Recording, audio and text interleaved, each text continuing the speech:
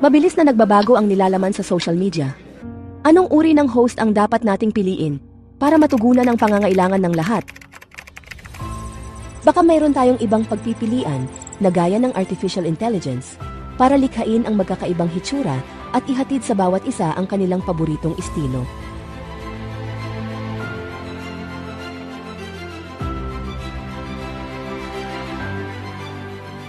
Limitado ang kakayahan ng tao, pero halos walang hanggan ang pagbabagong dulot ng AI. Ang mga manonood ay pwedeng makilahok sa paglikha ng host na kanilang nagugustuhan. Kumusta? Ako si Lydia, isang VTuber. Ikinagagalak kitang makilala.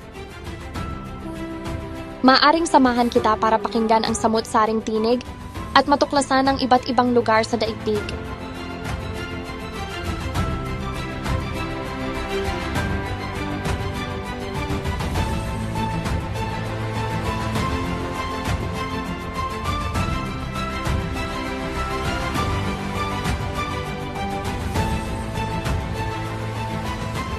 Sa bagong taon na patuloy na binabago ng teknolohiya ang daigdig, nagsisimula pa lang ang kwento natin.